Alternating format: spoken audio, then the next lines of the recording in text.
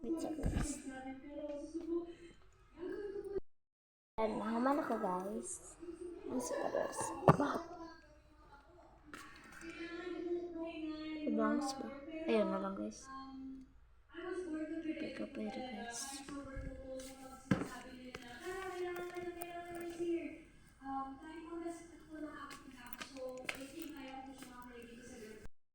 Dinig part 2 guys sa scout. Kasi po simula po yung tita ko na po yun yung talagang sumagot sa akin po. Sa pag-aaral ko po, naging nanay ko po siya. So po yung talagang Ngayon mama na ko guys.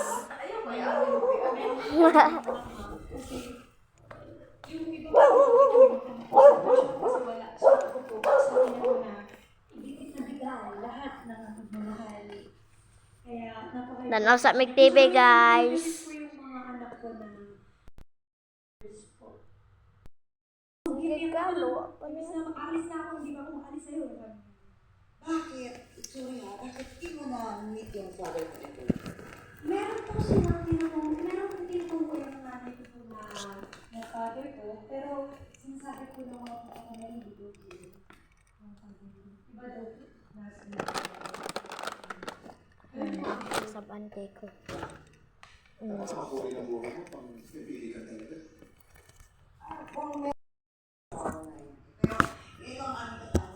Dali lagi mawa guys. Importante po na ako po yung manalo sa finals kasi alam ko po na may papakita ko po kung ano po yung kakaibang talento ko sa mga tao. At the same time po, matutunan ko sa mga future ng mga sa akin. Ito pala,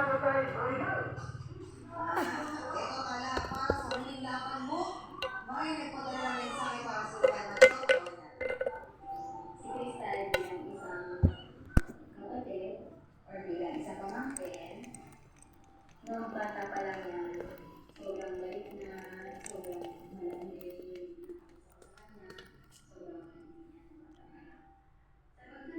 sobrang hilig niya sa pagkanta kasi yung pamilya namin, hilig na rin sa pagkanta. Pero nag-develop talaga yung boses ni Crystal sa pagkanta niya sa church. Picture sa ko guys.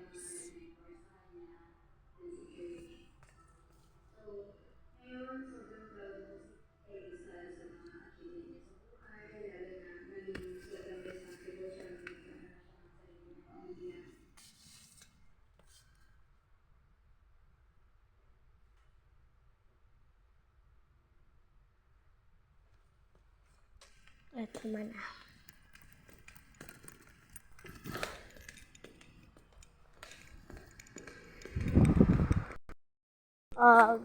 Kailangan na ito guys.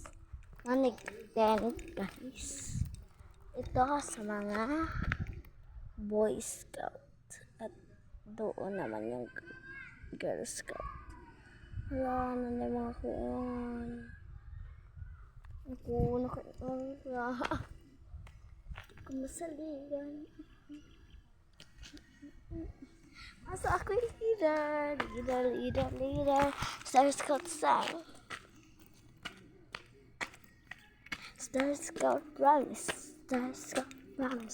Ay, hala, di ba ko kibawaan ang naipang ko sa vlog guys ko ba? Di ko kibaw. Part 3 na po. 10 hours part 3 guys. Bye.